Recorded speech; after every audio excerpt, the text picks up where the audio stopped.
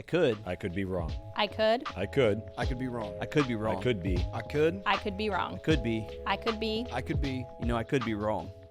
Hey, welcome back to I Could Be Wrong. It's a podcast here at the Tree.Church hosted by myself and Pastor Matthew, all about discussion, how to talk about controversial topics, difficult things that might affect the church or maybe you specifically. And the spirit of it is to be open-minded, to handle things with an open hand, to listen well, to be able to argue well if it comes to that, all for the greater purpose of growth. Pastor Matthew and I both believe that it is hard to grow. It's hard to learn new things if that's done with a closed mind. And in spirit of that, we host this podcast called I Could Be Wrong, all trying to show and exemplify what those kind of discussions could look like. And in the spirit of I Could Be Wrong, we usually open with the exact opposite of that, just by giving an out of context hot take. So Pastor Matthew, if you wouldn't mind kicking us off, I'd love to hear what yours is this week. All right. Mine is Star Trek is far better than Star Wars. Okay. So Star Wars, so my childhood, like these are both pretty big things. Sure. Let me just stop. Do you like Star Trek? I love Star Wars. Star Trek was always boring when I was a kid. Okay, so you're wrong. So Star Wars, the original three I thought were good. Sure. The prequels I thought were just the worst Terrible. things ever, which is funny because we have people on staff that are passionately believe differently than that. Yeah. So they think like the prequels were incredible. And I think age has to do with that. For So sure. I think the first prequel came out in like 2000 maybe. I don't know. We have people on staff now that they weren't born yet. Yeah, so Think they about watched that. them after the fact. They Yeah, were so they watched kids them and- all probably in order. Yeah. So that was their first exposure. But I think the prequels were awful. And then since Yeah, I agree. then, the movies they've made have been kind of hit or miss, and most people have like kind of panned them for the most part. Yeah. And so I think it's one of those things that the hype of the originals has like just created this like subculture, and everyone thinks it's like awesome. Sure. And I'm not being funny when I say this. Every single Star Trek movie and TV show that I've ever seen, I've enjoyed. The TV shows too? Even the TV shows. So like, well, here's the I thing. think the haven't- movies are great. I haven't watched all of the TV shows, but I've watched like a lot of the original. Then I really liked Star Trek: The Next Generation. Sure. There's been other spinoffs that I haven't Is that watched. the one with Picard? Is Yeah. that- yeah, sure. And so I'm just saying, like, when it comes to the movies, like, and they've had a ton of movies because they've had the original, I think Yeah. 5 or 6, and then they've had 3 since then. You know where that makes sense about you is you like, mostly because you're a Democrat, you like those TV shows. I'm not a Democrat. You like the TV show West Wing, right? Yeah, but I'm not a Democrat. That was a lie. I'm just totally kidding. Star Trek reminds me of West Wing. It feels very political. It's like people making moves, where Star Wars, it opens up with like, we're lightsaber fighting. Yeah. When I was a kid trying to watch Star Trek, my immediate thought was, where's the swords? Where's the glowing swords? Where's the action? See, I would view that a little bit differently. I would say, you thought, you made the joke that I'm a Democrat. I would say you don't like Star Trek because you're not intelligent. So 'Cause you're I would not say, intellectual. I Yeah. mean, like you like bright lights and like flashy guns and stuff like that. I need to be stimulated. My favorite movies are the Fast Will you clap? I like Fast and Furious, Oh, Expendable. man. No, I'm just kidding. Fast and Furious, for those that watched those, the last 3 have been an insult on human Yeah, they're intelligence. tough. They're so bad. Yeah, they make me feel like they think I'm dumb. Yeah, exactly. This It's feels so very bad. pandering. My hot take, speaking of dumb, is I think consensual fighting should be legal. What does that even mean? as soon as I read it, I'm like, oh, this is dumb. What's funny is you said to me beforehand, you go, I got a good hot take today. Like you were so excited about it.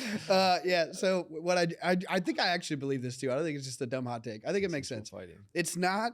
You can't just attack people. Never okay. Right. Not advocating for that. But if me and you have an argument and we consensually together decide, let's go fight. Like Fight Club. Yeah, like fight. I think that should be legal. Like Would that not be legal? I think it is illegal. Yeah. Me and Alex were just talking about this yesterday when I floated out to him. It's legal in Texas and that's it.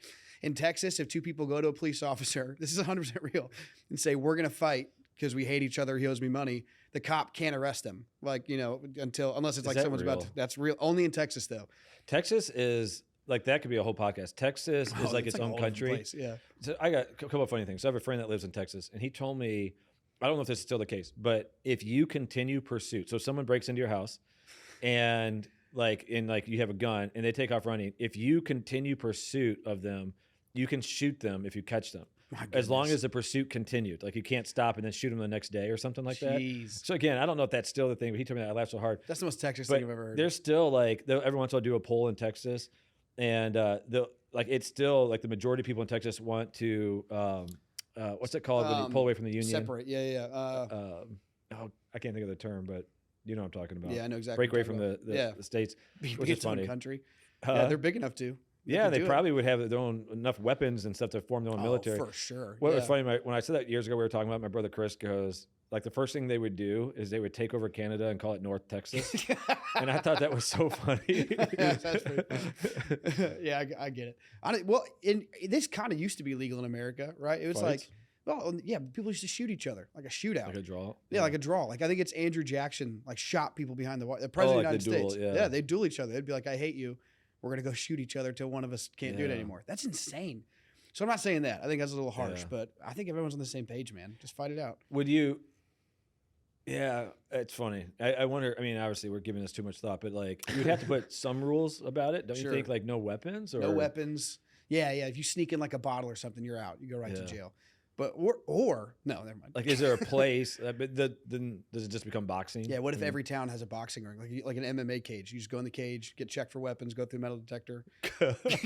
If you hold on to rage through that whole process, right? You've earned the right to fight. Yeah, like you have some deep issues. You really do need. You know how like a lot of downtown areas, like ours does, will have like a nice gazebo. Yeah. MMA cage. Get rid of it. I feel functional. Like that would be like if a apocalypse movie, like you would see like things fall apart, like that would be like the new reality. Yeah, you would see like the town hall would just be for sure. If there was an apocalypse and for some reason I had to like start a town, it would look like that. It would be wild. Like you'd be just the worst dictator. I'd be a terrible dictator. I'd be a terrible dictator, but I'd still make it fun. I'd like to think. Yeah. All right. So today we're speaking of dictators. We're talking about celebrity church culture. Talking about people leveraging influence. And what actually made me think of this was, it may have been one or two podcasts ago, I mentioned at the end of one, it was consumerism and consumption in general. I mentioned that Instagram page, Preachers and Sneakers, and kind of what we thought about that in regards to like, how as somebody in ministry can we buy things, especially something like sneakers, which some can view as frivolous? How do we do that responsibly? What does that look like? What do we think of that page? And I really felt like that could have an entire podcast about pastors and how in my lifetime, and probably yours as well, just what celebrity culture hasn't taken over, but it's certainly become a part of modern church. In my experience so far, well, even before I go into that, I wanted to give it a definition, which I couldn't find on the internet. So in like true pastor form, I just kind of made one up that I thought fit well enough. But I think it's when an individual or community assigns celebrity status to themselves or a church leader. So if I'm in the congregation and if I assign celebrity status to you, like if you're my pastor, I'm now participating in celebrity church culture. Or if you as the pastor are assigning it to yourself, if you want to be treated like a celebrity, if you're creating a culture where people worship you, where people apply things they would normally apply in celebrity world to yourself, I think both of those are a part of the creation of this. For me, I've seen it in my life. When I was a kid, I didn't notice it as much. Mostly, and maybe it was there and I just didn't notice it. I'd be curious to hear your perspective. But when I was a kid, it felt like pastors were boring, like they dressed boring, Right. And then all of a sudden, when I was in junior high, I went to the first church that would have been considered like in the seeker-sensitive movement, where the pastor wore skinny jeans and had like a cool haircut, and they played Coldplay in the lobby and wore Tom's shoes. And I was like, this is the future. It like blew my mind. I'm like, oh, this is the coolest thing ever. And I think probably the heart behind it was to be relevant to the modern generation, to dress like them, to have music that sounds like them. But that is where I noticed the first step, though, of all of a sudden pastors stop acting like old, in my head as a kid, old Bible nerds, and all of a sudden start acting like celebrities, where they want to dress on the cutting edge. You might have a different perspective because, I don't know if it applied before that, but that's been my experience with it so far, is how I've seen people, kind of that culture grow. Yeah, I don't know the major transition, only because my dad was my pastor growing up, and he's pretty, has always been like pretty down to earth in the sense of like, during the week, he was wearing blue jeans. He grew up in Phoenix, but he would wear cowboy boots. He rode a motorcycle. And so like he wasn't the stereotypical pastor that wore a suit every single day. Yeah, sure. And acted that way. But would you apply that to like, so I'm thinking more like hipster pastors. Do you think that would apply to televangelism as well? So that they didn't look like more seeker-friendly stuff, but it's still, I guess thinking about that, it still feels like an air of celebrity, of like they wore nice watches, or you know what I mean? I don't know if that's the same thing. And it's really hard to know. Like, I get what you're asking, but to me, we're talking about two different things. So there was a group So when you talk about like the hipster pastors, there was a group that I do think wanted to be more relevant. So you had so even before our time, you had started to have a transition with churches like the Crystal Cathedral, I think it was called. Oh, yeah. Where it initially started out as a drive-in movie theater, and that was church, and then it became like that one was like almost new agey in the sense of like it was a lot of feel-good things, and then that became seeker sensitive, which some of the more popular ones are Willow Creek, and where churches started to try to connect culture with the church. And that was met with like a mixed response. You know, I think there were a lot of things about it that were unhealthy, but I think a lot of good things came out of it in the sense that it challenged some of the sacred cows of church that didn't need to be there. It caused people to think what really is biblical, unbiblical, what's tradition versus like just simple strategy. So like that's one dynamic, and it led to the celebrity culture, which I don't like. The other side of it though was almost another subculture of that just happens, I think, in any environment. Is there is a tendency for people who have influence to continue to leverage that influence so that they can get more and more influence, more and more power. Yeah. And that's what you see to some degree, you saw with the televangelists, and I think you are seeing with some of the celebrity church culture. So I'll be honest, I'm just gonna say this up front. I don't think the celebrity church culture is this like pandemic that's happening, in the sense of it's still, when in the grand scheme of how many pastors and churches are in the country, it's still a small amount that have reached that. But that said, there are a lot of things that it's influencing that I think are super unhealthy. I think it is setting a standard for future pastors that I think is just simply bizarre and unhealthy. So I'd like to talk about that. But yeah, I think they're kind of two different things. Of there's always a tendency where people that have power want more power, and I think we've seen that in the church. But I think really the hipster pastor thing was just people trying to be strategic and reaching a generation. All right, so let me ask you this then. So where you usually see like that classic hipster pastor looking like a celebrity, wearing like, you know what like a hype beast is? Like wearing like Supreme and wearing like really expensive sneakers. Like we've seen that, but do you think celebrity culture within the church can also leak into places where, let's say a church of 100 people, where every week, like the pastor in the small town is there, like that's their world. You know what I mean? Would you say that's the same exact, maybe not the same issue the way that it looks, but is it the same heart behind it of like people leveraging influence to get attention or celebrity status in their own heart and mind? You know what I mean? Do you think it's possible? Do you think it's just a big church issue, or do you think it can happen in smaller churches as well? No, it happens in any size church. So when I was growing up in a pastor's home, people worshiped my dad. And when I say that in the sense of, I'm using an extreme term. So like they weren't bowing down and worshiping him. They weren't, they didn't have a statue of my dad in their homes worshiping him. Yeah. But I'm saying like their behavior was like anything my dad said went. Sure. Like it was like, thus saith the Lord. Basically, when my dad spoke, some people would like fall over themselves to like help him out. So if my dad was in a room and he said, I'm thirsty, there would be people that would like hurry to go get something to drink for him. Yeah. So like I witnessed it as a kid, and I was like, man, that's super unhealthy. And we had a smaller church. Yeah. And so but I think that one of the dynamics in the church world is, I think a person who leverages just natural position of authority because they're the lead pastor, senior pastor, that also mixes that with teaching from the Bible, and the Bible has its own authority. There is a unique dynamic that happens with that gives that person greater influence. If you think about in your mind, if spiritual matters to you, and then therefore church matters to you, and then therefore there's one person, like in our context, me, who is both the pastor that teaches you and also the pastor of the church that you attend, you're giving me a lot of influence in your life. And if then you think what I'm giving you is adding value to your life, there's also love that's attached to that. So there's like, it's not always this really weird or unhealthy thing. It just can be. And that's the dynamic. Like, I'm not jaded by it. So like when there's a lot of people that are like really fired up, you see a lot on TikTok and social media where it's the ex-evangelical, it's the deconstructing church. And there's a lot of people that are pointing out it's all evil. And I'm like, I don't have that bent. I think there are things that I'd like to acknowledge and say, these are unhealthy and these are things that concern me, certain trends. But overall, I think there's just somewhat of a natural dynamic. So I'll say this. People like worship Steve Jobs when he was, I mean, people who had never met him ever in their lives wept at his death. Wild. And you go, why? Why are they? Because he really was a jerk. I mean, by all standards of anything you read, like even the biography that he authorized did not paint him well. Yeah.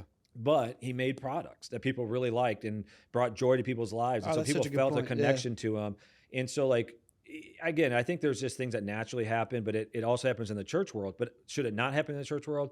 Sure. And I think there's things that pastors and churches can do to I think, lessen it. Yeah. So I've gotten to work with you for a long time now, and I've been lucky enough to see the way you operate ministry makes it difficult to do that. Like you're very humble in the way that you lead. You host a podcast called I Could Be Wrong because you're very good at that, at pivoting. And a lot of times I think when people misuse and leverage celebrity status, it's, they don't want to admit they're wrong. They just want to glorify themselves.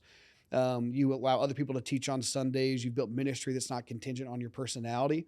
Like the biggest thing you talk about with staff culture and the church that we're building and trying to steward as God brings these people is largely built around systems, not personality. Right. So when we're talking about growth, it's never like I need to get in front of more people because I'm so dynamic, although that would probably work as well.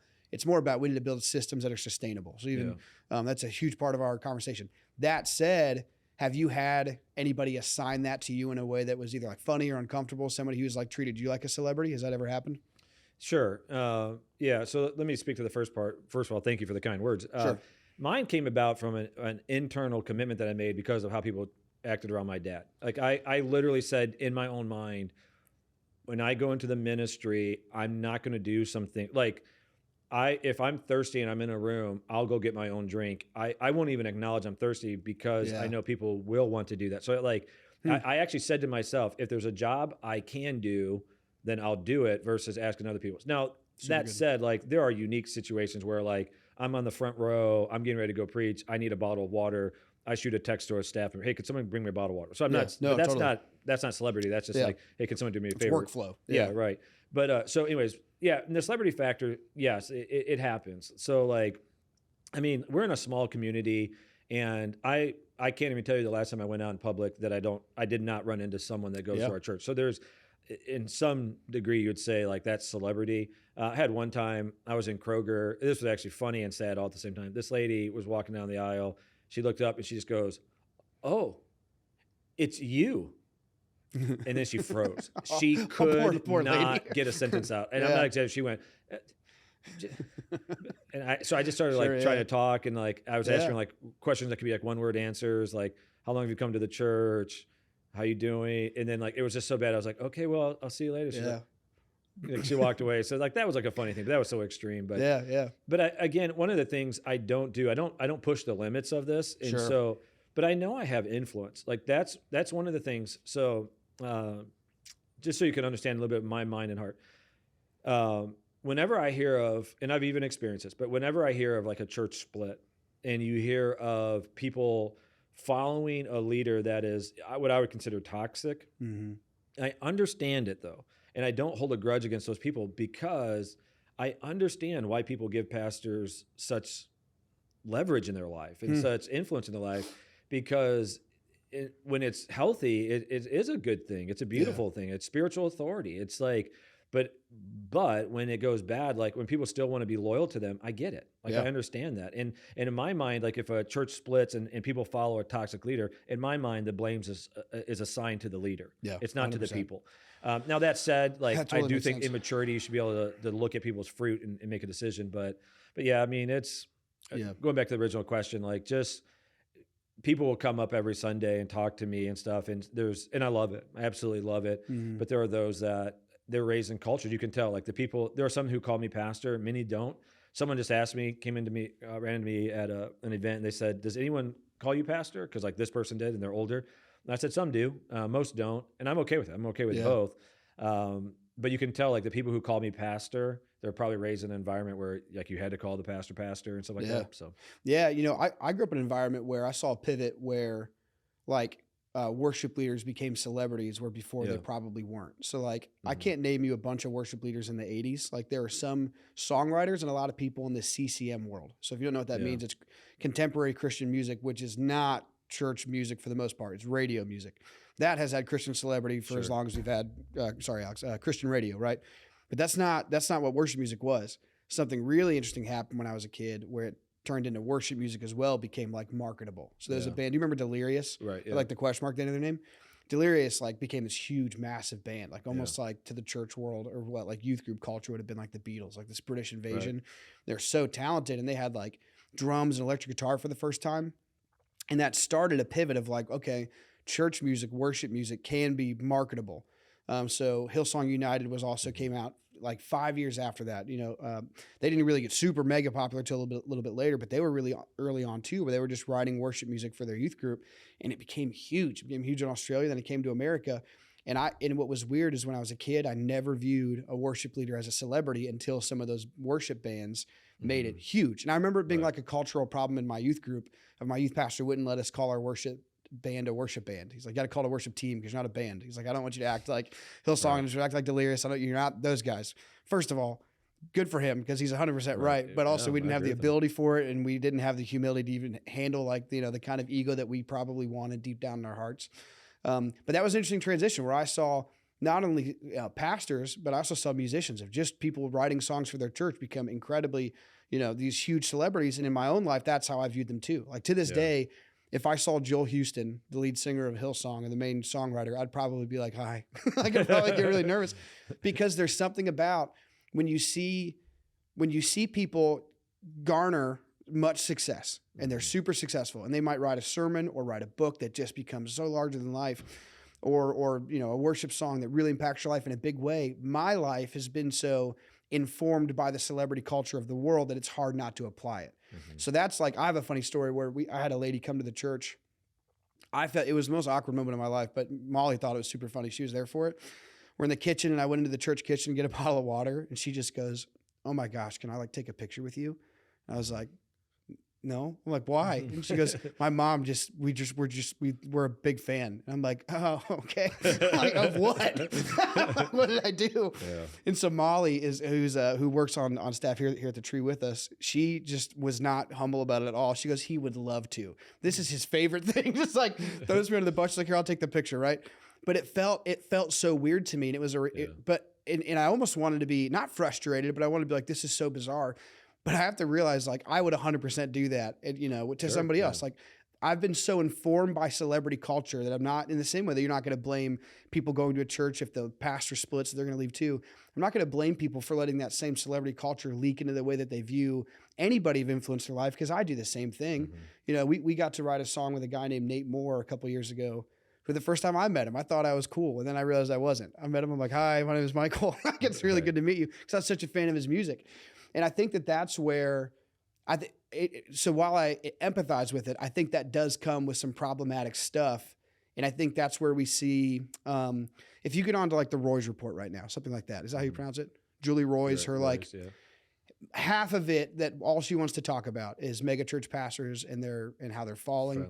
When I was a kid, it felt like that was not an interesting talking point. It had to have been something huge, like this massive televangelist or someone with this massive influence to fall from that. But I think us applying this celebrity culture to it has made every aspect of church culture celebrity driven. And that comes with some like really intense consequences.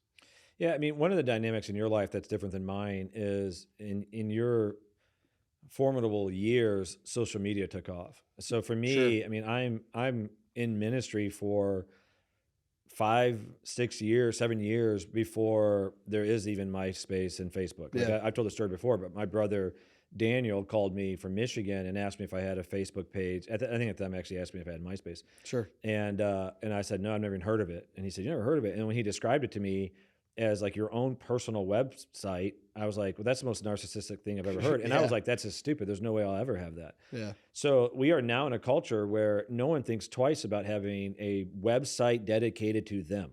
Right? Like with Facebook, with Instagram, with all the like TikTok and then all the blogs and different things. Whereas that probably would have been a little bit weirder in the past. So like we are now a celebrity culture. And so we do that because we want to do it to ourselves. We do it to others. People want to be famous. It's like actually a value of people where they don't care what they have to do. They just want to be famous. So like we are in a culture that does that. Now that does stand in direct opposition to the church in the sense of there's really vivid scriptures that God opposes the proud and gives grace to the humble. And so like there's that dynamic, but also our profession, if I can use that term, is to glorify Jesus and lift his name high.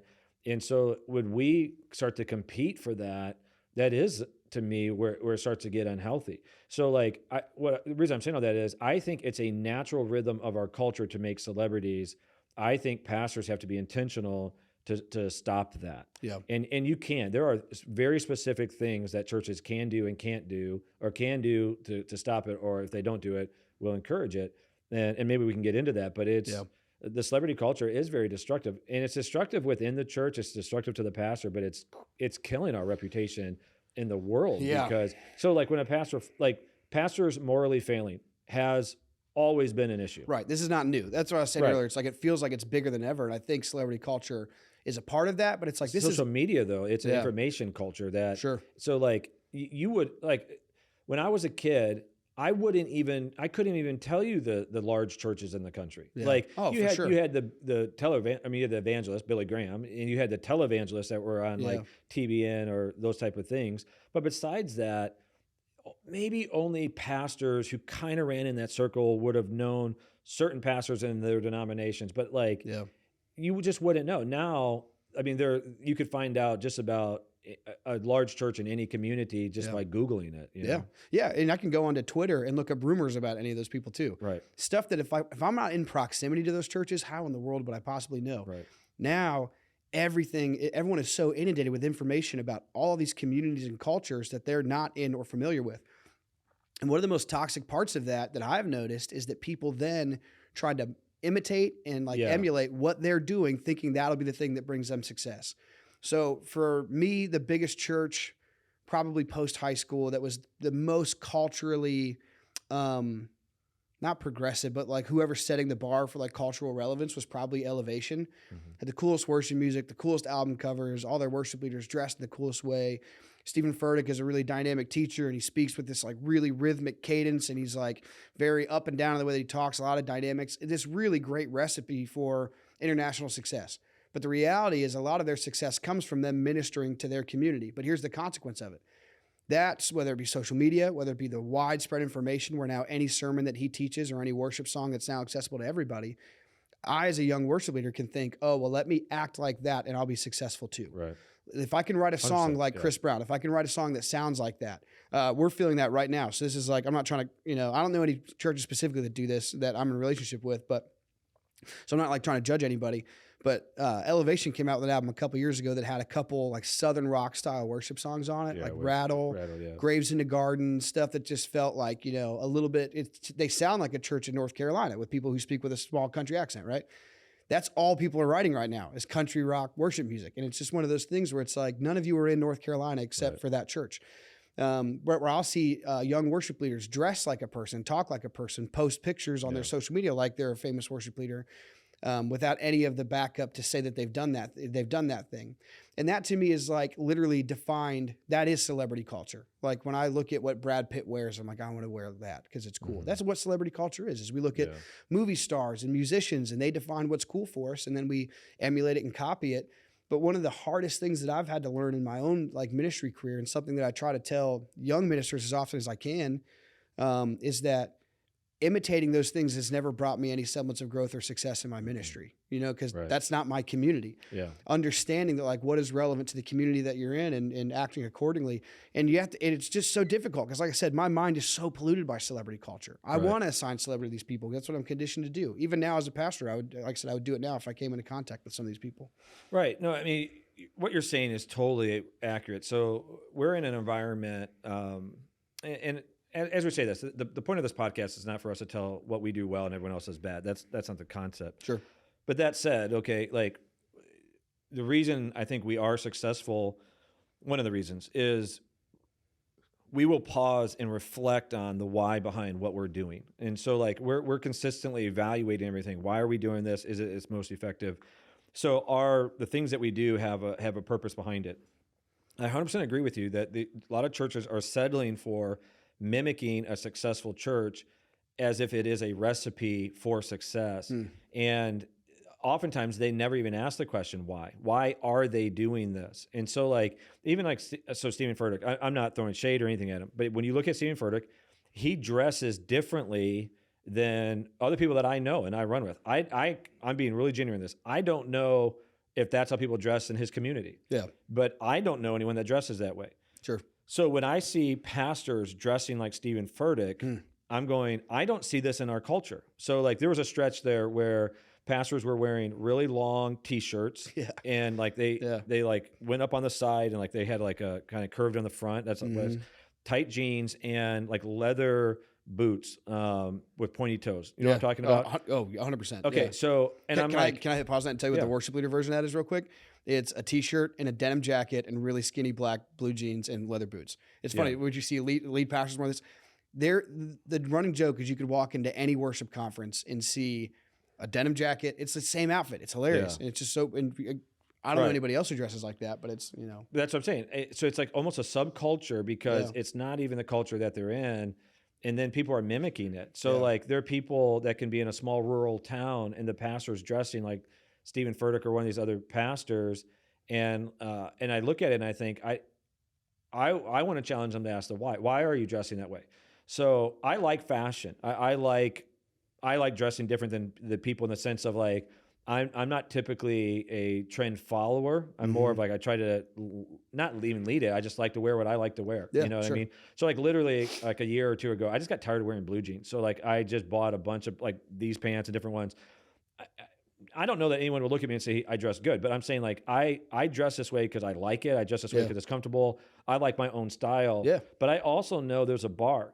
I like fashion. I could dress more edgy, but I'm in Lancaster, Ohio. And so like, it's not an area that is edgy that way. So like I could dress myself out of relevance and that's something I have to monitor in my own mind.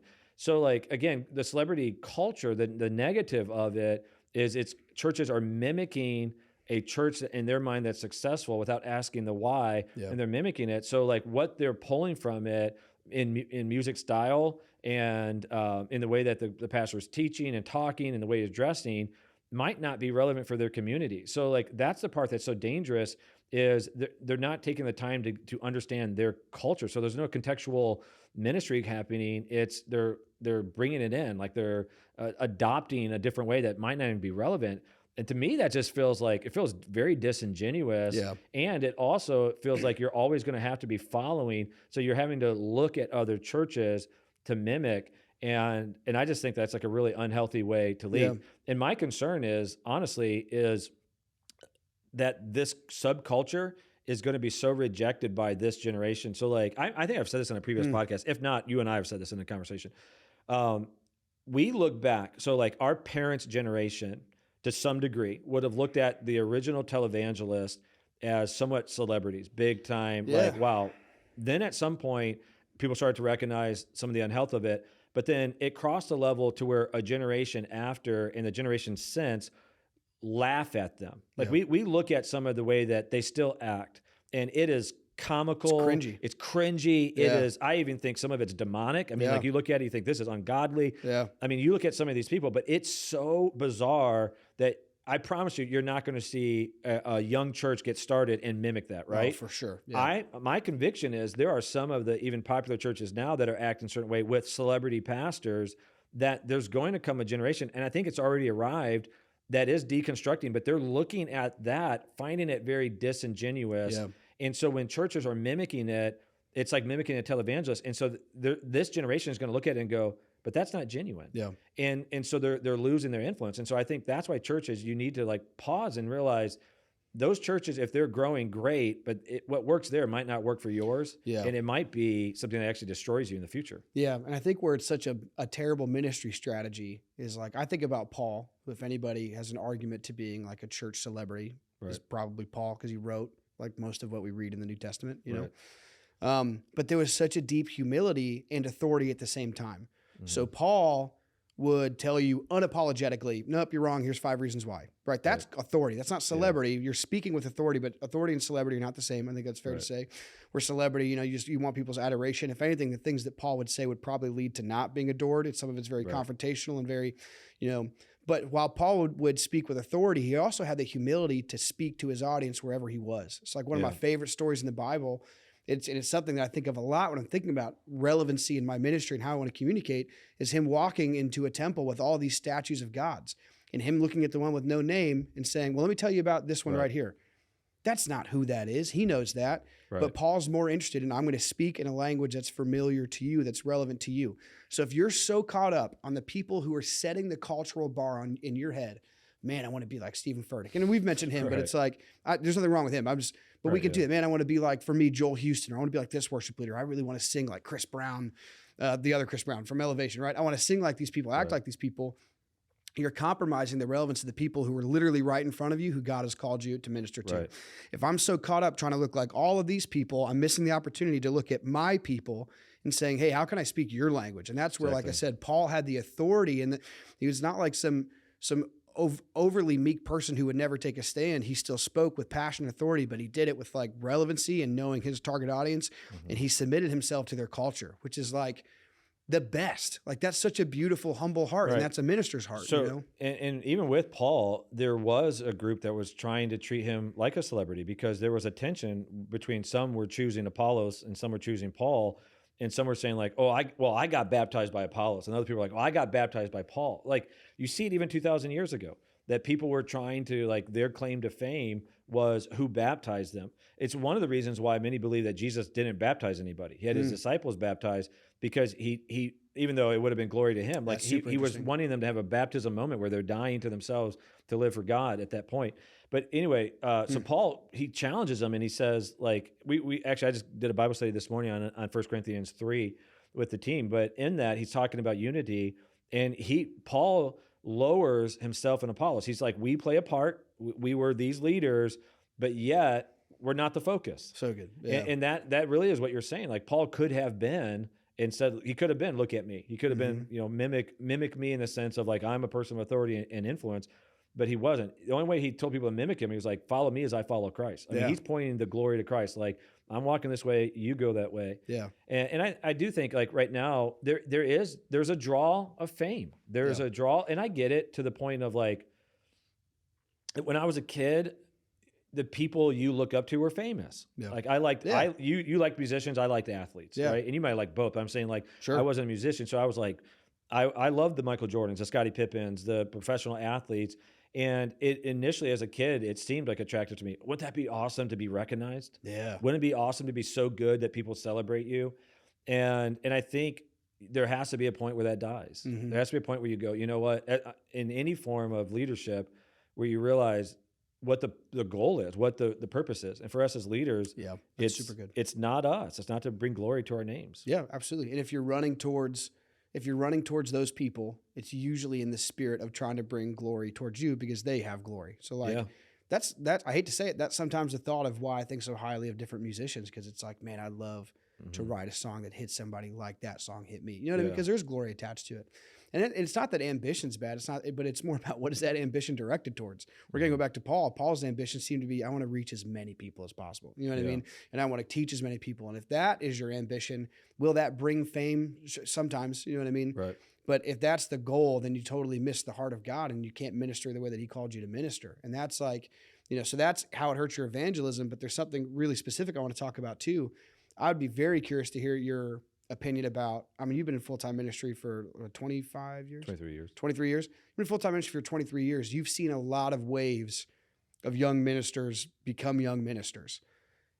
Have you seen this celebrity trend impact young people wanting to go into ministry on any level? Whether it be, I know we've had many interns here at the Tree, or even your experience in Detroit. Have you noticed anything like that?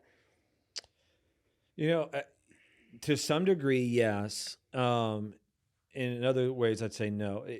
Ministry is still a subculture. So like, if you're not in the world, I'm not sure you would know all the people. Now that said, like my kids who are into podcasts and into like, knowing the Bible and stuff like that, they might know some pastors, but I'm going to know more than they're going to know. Sure. So I think I don't think it's calling people into ministry. What I think it's doing is influencing those who have already made a decision. So people who feel a call now step into it and they go, well, I want to be successful. Who's the most successful at what I'm about to do?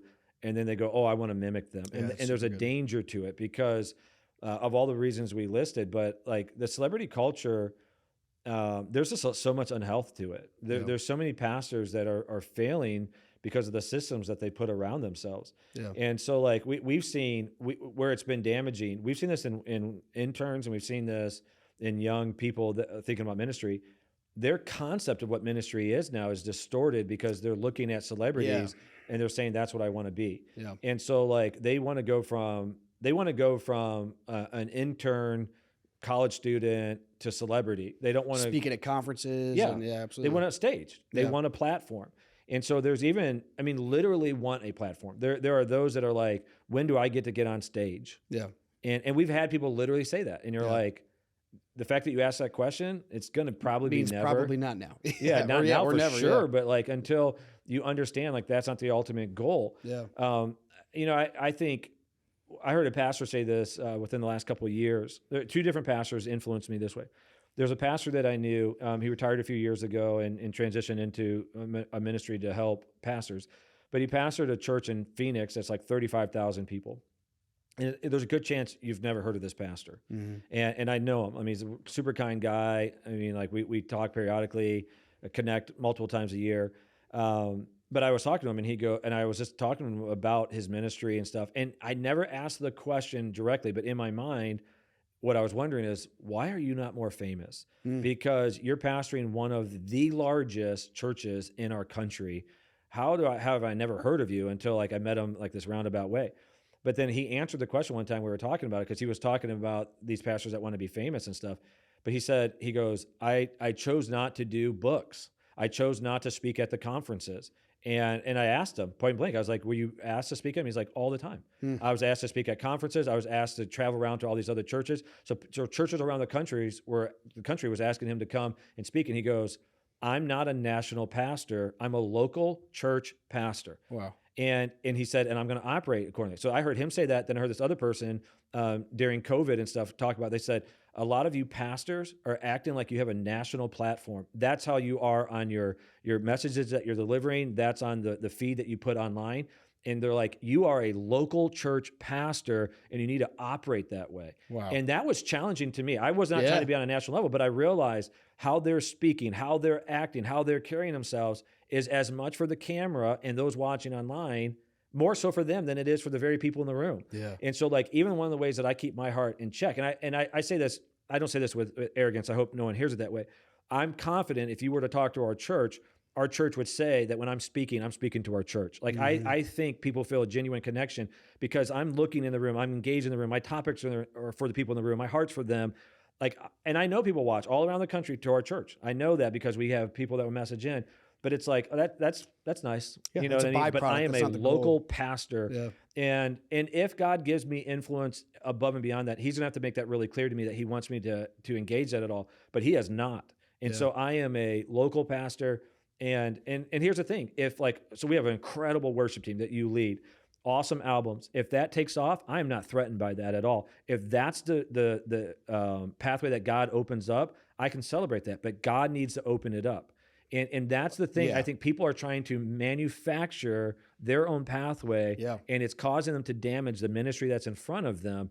And I think, no, you have to wait, allow God to do it. So like, if God would have kept me at a church that was a couple hundred people, I'm really confident I could have been happy in that context. That's what I expected in my church in Detroit. Yeah. The fact that God's allowed our church to grow is a blessing. It's a surprise to me. And I'm going to pastor it as well as I can at whatever size it gets. But with each step, we're asking the question, God, what do you want us to do? Because like there are some churches that are just launching this and that because other churches are doing it. And again, I'm like, you're being led by churches, not being led by God. Man, I had such a pivotal moment in the way that I write music probably 4 years ago with Joe Sutphin. So he's a guy who goes to our church who's a very successful artist. He's also one of the most humble people that I know, where if you met him, you would never know that he's like been on the New York Times bestseller list for his illustrations. Right. Multiple times. Illustrator. Incredibly gifted guy, deeply humble, loves the Lord so much. And he's somebody I go to often.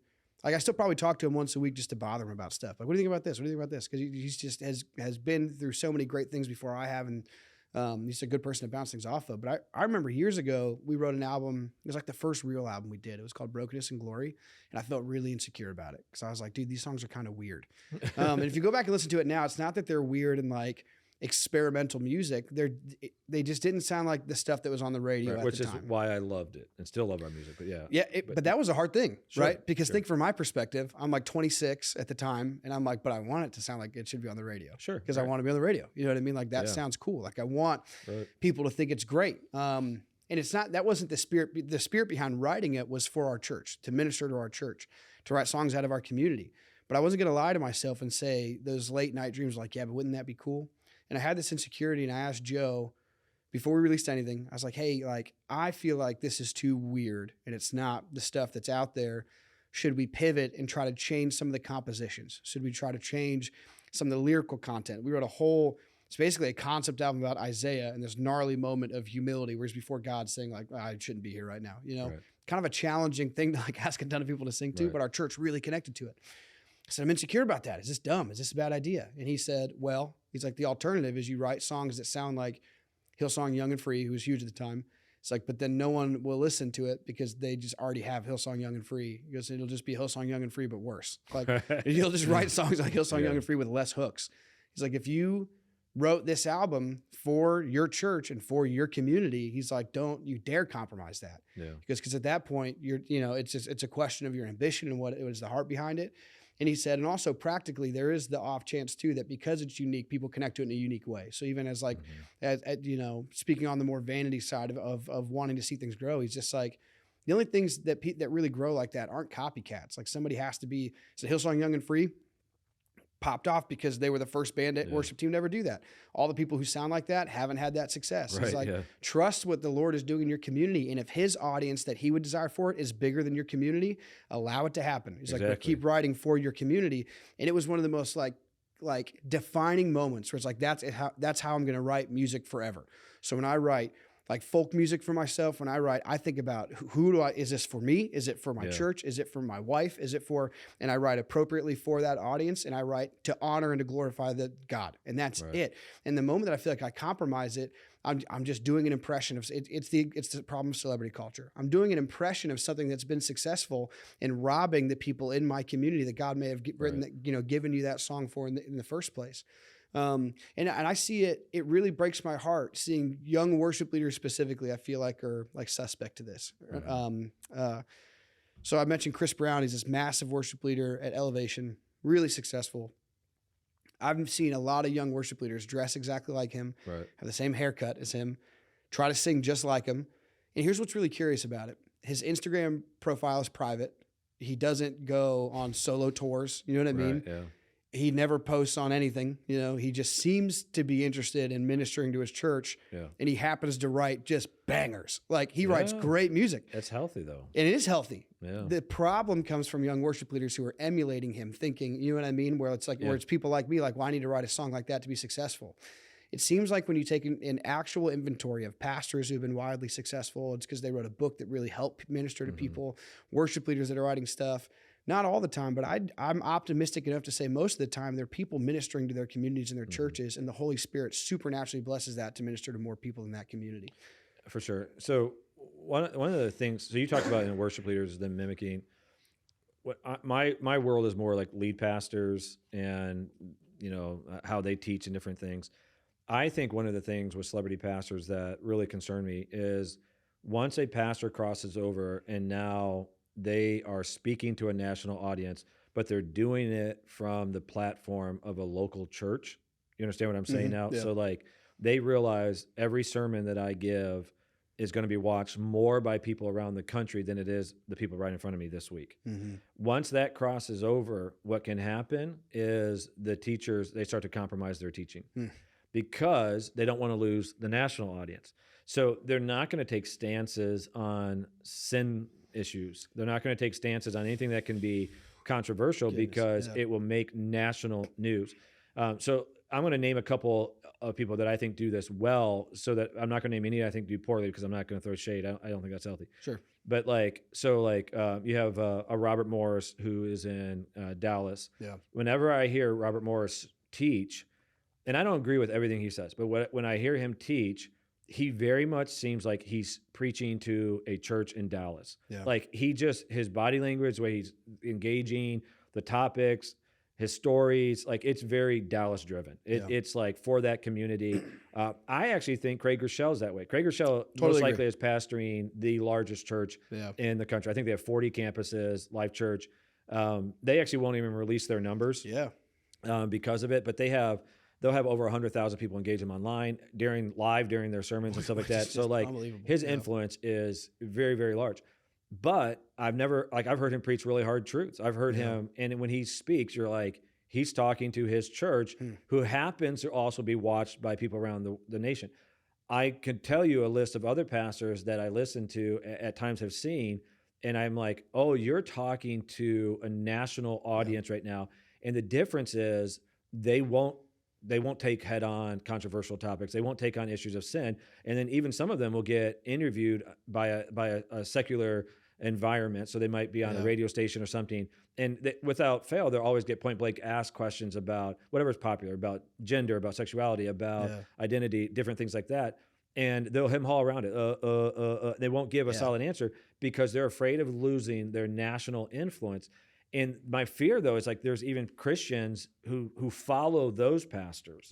And I want to encourage them, like, get involved in a local church with a pastor who knows he's locally teaching, because that's what we're called to do. Again, God might give you a national audience, but you are still first and foremost, you're a local pastor to a local church. Yeah, that is a really healthy perspective. And I think that like I've fallen into that trap. So there's somebody who came to mind when you said that story where, I'm not gonna say who it was, but there's a pastor asked, I think Oprah asked him, he was like, hey, what do you think about homosexuality? And he said, that's a dinner table conversation, not a conversation from the pulpit. I probably quoted that like 50 times because I thought it was so wise. I was like, man, like that's you know what I mean? You heard my perspective on that? I have. I heard, when I started working here, I heard you address it. We weren't even talking about it. I heard you mention it and I was like, oh, that's better. Like that, like that's more, but that's the sad reality, is that I fell into basically what was, I'm not going to call it manipulation, right? But I will call it pandering, of like this pandering trap of, you don't want to compromise your audience. You don't want to offend people unnecessarily. And when you're,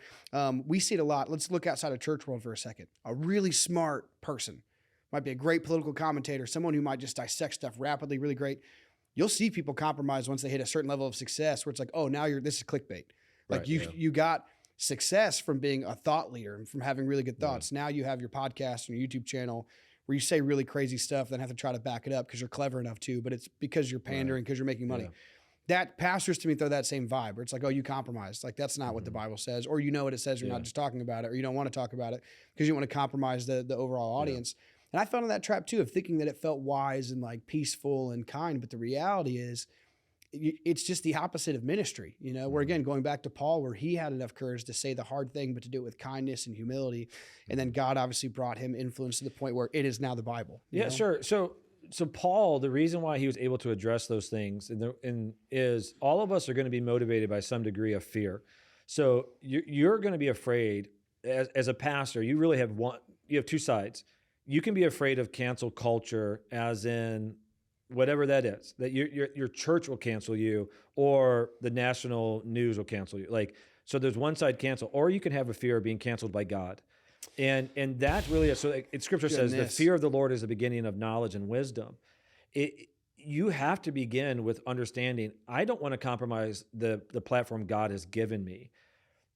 The world can cancel me. The church can cancel me. The people can quit coming to church. The world can no longer give me influence. They can label you whatever. But I don't want to lose God's blessing. I don't want to lose that in my life. And that's where I want to encourage like young leaders and young pastors that are coming in the ministry. You have to hold on to that conviction. I don't want God to cancel me. He's the one that's given me the platform. He's given me the calling. He's given me the opportunity. He's entrusted these people to me. I'm their shepherd to use that language. And I have to love them well by speaking the truth in love. You don't have to speak truth angrily or mean-spirited, but the truth in love, and be willing to challenge people. There's no doubt about it that I have taught messages that people have left our church over. There's no doubt about it. But I'll tell you the flip side of it. Lives have been changed by declaring the truth. We just did a series this past year called Stand, where we just addressed hot topics. And honestly, my friends were talking to me ahead of time, like, you're afraid you're going to lose people? I said, it's possible. But we grew during that because I think there's such a hunger from people to know truth. And I think that's the problem when people are thinking, what path where I can take that offends the least amount of people? I'm like, you've already commised. Yeah, you've 100%. Compromised your standards. In a second, I want to ask you about like a final question. I think we've talked a lot about pastors and where this can go bad, how it hurts your evangelism, some ways to avoid it. But I want to talk about as a church goer as well, like what would you recommend to somebody who's like, I need to find a church? You know what I mean? Things to look for, things that you think are going to bring them to a healthy community. But before I do, I want to. This is really transparent, but I want to share my perspective on that sermon series you talked about. So I actually think it started the second season of this podcast, The Stand, where I think every week of I Could Be Wrong lined up with the topic. And I had my perspective on what you just said was a little different. So I wouldn't say I'm fear driven, but I'm definitely aware, and I try to be conscious of what could impact the church in a negative way, and I'm processing through that kind of stuff a lot.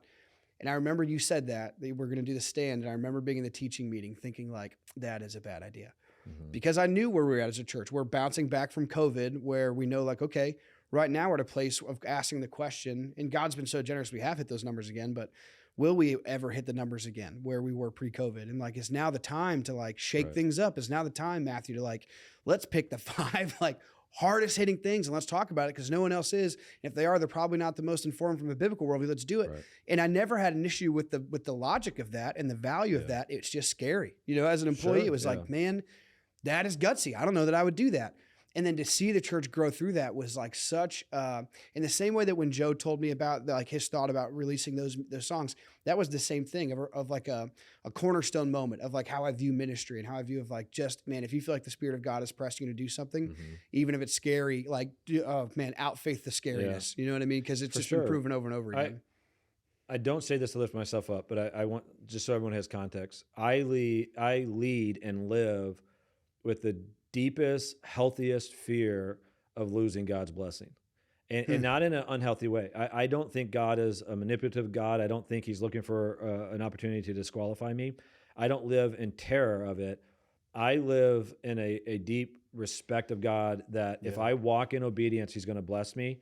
And if I walk in disobedience, he's going to discipline me by removing his blessing until I walk back in obedience. Yeah. I've walked enough in discipline to know I don't like it. Yeah. And I walked enough in blessing to know like I love it. Man, that's so good. And so like that series was legitimately, I'm just saying this from a pastor's heart. I looked at our church and the stuff that they were posting online, and I realized they don't have a biblical concept of these topics. Yeah. So the topics we did, abortion, gender identity, politics, sex, and racism. I was like, they don't have a biblical concept of like how to view these things. As their pastor, that's my responsibility. I want to love them enough. I was like, when people were like, when pastors said to me, "Are you afraid you're going to lose people?" I was almost shocked by the question, as if, what does that matter? Yeah. You know what I mean? Like in my mind, I was like, well, maybe, but like, what does that matter? In my mind, it was like, what other option do I have? Yeah. Like, God wants me to do this. Our people need to know it. But then what's the fruit of that? We grew. God blessed us. And one of the things I hear, this is super sad. It is not the hope or desire of our church to pull people from other churches, but there are times that people come, and one of the things they say is like, we were at churches that just no longer preach the truth. Yeah, and I'm not even talking about churches. I hate when people say like, I was no longer being fed there. I'm not even saying that. I'm saying they're at churches that will no longer preach against sinful things.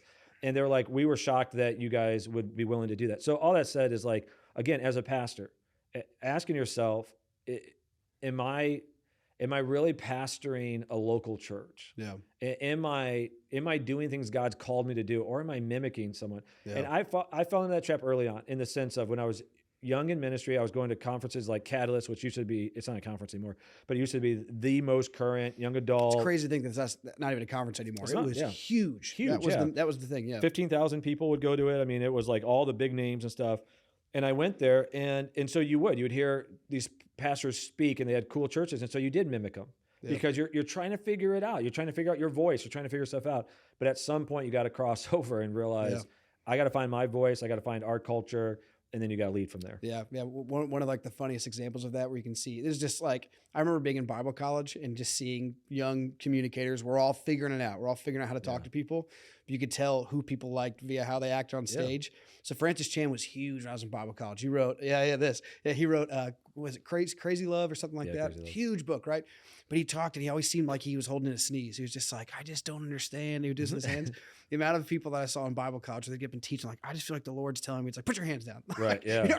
But that's the inclination, right? That's what we do. All right, so if we know that, that's a lot of great advice and things to look for as a church leader. So like I said, what I wanted to end with was, for people listening who are not church leaders, like who might be interested in a church, who might be looking for a church, what are things that you would encourage them to look for? Like, hey, if I want to avoid celebrity culture church, I don't want to go to that. Like, we can see that that's a problem. What are the hallmarks? What am I looking for that says health, not copycat culture? I think that you have to find things genuine. Is there genuine teaching going on? So I'll define genuine teaching. It has to be rooted in Scripture. It has to be delivered in a loving way, in a heart that allows the pastor to even be transparent. Mm-hmm. And I don't know I could define what that exactly looks like, but I mean, where they're willing to share their successes and failures, where they're really, like, you can just tell, like, they love the people that they're talking to. Yeah. I think the pastor should be approachable. Now, I realize churches are of different sizes, but one of the really unhealthy negative things that was a trend for a minute, maybe it still is the larger a church got, the less accessible their pastor was. And here's the thing, like, for us, I'm busy, so I can't do every single meeting that every single person wants to have. Sure. But it's really rare that I turn down meetings just point blank. Like, I'll say, like, it's possible that another pastor actually would be better than me at whatever you need, but I'll meet with people, I'll talk with them. I stand out in the lobby and stuff like that. Again, I'm not saying this to lift myself up. I'm saying, like, just as an example. Yeah. And I heard that because there was a pastor that I knew of, I never met him, that pastored a church about 12,000 in Dallas. And someone on his staff who said that like, he was in a meeting with my friend, a pastor that was there, and he goes, "Hey guys, I have to leave in a few minutes. I'll come back and meet with you." It's a group of pastors. He goes, "I have to go because church is wrapping up," and he wasn't preaching that day. He left to go stand out in the lobby and talk to people. It's a huge church, right? Yeah. And the one guy said about him, he goes, "Do you know he did more funerals and weddings than any other pastor did last week or last year?" I thought, that's incredible. But the reason why I say all that is, like, there's a trend where pastors, they go to the green room, they come out, they teach, and they leave even with their, like, entourage and stuff. Leave in a black car with their entourage. Yeah. To me, absolutely. That's like, it's nonsense. 99% of churches are small enough that that's never an issue. Yeah. And so, like, there should be that. I think authentic worship. One of the things I don't understand is what I see churches, their band looks like another band, like big lights, all this energy, and you pan out to the crowd and there's not a single person in the crowd engaging. I just ask the question, what's going on there? Yeah. Where's the disconnect? Where's the disconnect there? Why are they leading worship if that's not effective? Yeah. And we're trying to continue to grow a culture of worship. Yeah, absolutely. And so that's the tension that we feel, is like, why aren't more people engaging? Like, we're trying to engage that. But if no one's engaging, then why are you doing that method? It's obviously not working. Right. So you're doing that. You're doing that strategy because other people did it. Yeah. Right. Yeah, totally. And so, like, what is the culture there about getting people relationally connected? What's the culture? And 99% of people are going to go to churches that are smaller. Yeah. In our country, the average church is 89 people or less. So, like, a church of our size is in the top 2%. So, like, you're not going to have a lot of those churches. But if you're going to a bigger church that might have a celebrity culture, just look for those things, those simple things. But again, it has to be rooted in truth. Like, the teaching has to be truth. The worship has to be authentic. Yeah. And, but yeah. Yeah. The only thing I would really add to that I feel like you kind of hinted there at the end, but I would avoid what I said earlier about somebody giving a non-answer. So if it's like, that's not something I would talk about it's like, well, I'm always a little suspicious, because that is your responsibility as a pastor. So I'm a part of our teaching team. I teach a couple times a year, but that is a heavy burden to understand. Like, what I'm about to say is going to define what people think about the Word of God. Maybe not everybody, but a lot of people in this room are now going to have different thoughts about the Lord and about based on what I'm about to say. That is like a hauntingly beautiful tension to manage as a teacher, to know, like, especially when I teach at youth ministry, because it's young people as well. Like, we are forming what people think about the Lord. And anytime you see somebody hem and haw around something or not want to make a stance, it's like, we are not playing games. It is not the time for hemming and hawing. It's not the time to be like politically correct or try to pander. Right. It's like, you need to say what the Word of God says and say it with passion and with care. Yeah. So I'll speak two things that I'm going to 100% agree with you. When I first became lead pastor, so I've been lead pastor now 12 years. And when I first became lead pastor, I had taught a ton, even on Sundays, and I taught in youth ministry for years before that. But nothing prepared me for the fact, when I started to realize I was, like, almost 100% shaping the theology of people in the room. Jeez. Yeah. It really was a weight. It was like, oh my goodness. And because a lot of people, they weren't students of the Word. And so they're deferring to their pastor. So that weight was and is heavy on my heart. But that's why, like, I'm going to go back. The one pastor that you referenced that said they didn't address homosexuality because that's a kitchen table conversation. Mm-hmm. I thought, if you're not speaking it from the front, then you have a whole room of Christians that are hearing thousands of times a year the opposite message from culture, and they're never hearing the truth because you're not going to their kitchen table. So like that meant no sense to me. And if you do go to the kitchen table, who are you going to the kitchen table to? The person who has same-sex attraction? Wow. And then are you going to their house and telling them that they're in sin? Like, I don't think that's true. So it felt really disingenuous to me. And I thought, you're not even teaching a generation on how to think biblically about this and to preach the redemptive side of it. It's not that God's anti-something, it's God's pro his design. So like, you're missing an opportunity to share the nature and character of God. And so for me, it's like, when I heard that conversation, I thought, I can't even tell you a topic that's a kitchen table conversation. Right. Yeah. There's just biblical ways that you handle things. Yeah. And there might be a follow-up kitchen table conversation. I've done that numerous times. Preach the message. Yeah, People well go, said. can we come in and talk? Yeah, absolutely. So like, yeah, they should not hem-haw around stuff. They should be speaking on stuff. Look at the topics. Look at their last 52 sermons to see like, what are the things that they taught on? What's the value that's of really it? good. That will give you an idea of that culture. Yeah. Yeah. Super good. Do you have any other advice for whether it be anybody who are a participant in celebrity culture, someone trying to avoid it? Yeah, if I was speaking to pastors, I would just continually to challenge them to don't try to mimic a celebrity culture. Stay humble, stay approachable, stay accountable. I have to work at all of those things. Yeah. I realized very early on, this is no knock against any other leader. I could have created a culture that would have removed a lot of accountability. It really is the responsibility of the lead pastor to build a culture of accountability around them. Yeah, absolutely. So you have to build that. So build that because it protects you. If you're at a church that's no longer declaring the truth, I would encourage you to find one that is, because there's a chance that the Spirit of God has been removed. I mean, that's the warning of Revelation, is they send the letters to the churches, and he says, if you don't respond, I'm removing my lampstand, which was his presence from the church. And I think there are some churches that have had the Spirit of God removed and they need to die, small and large. And so like, I think it's okay to evaluate that. Do it with grace and love. But super good. Yeah. So.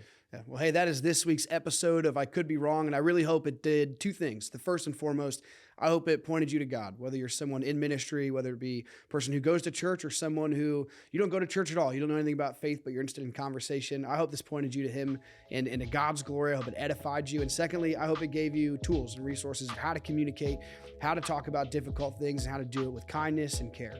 Thank you so much for joining us. We hope to see you again next week.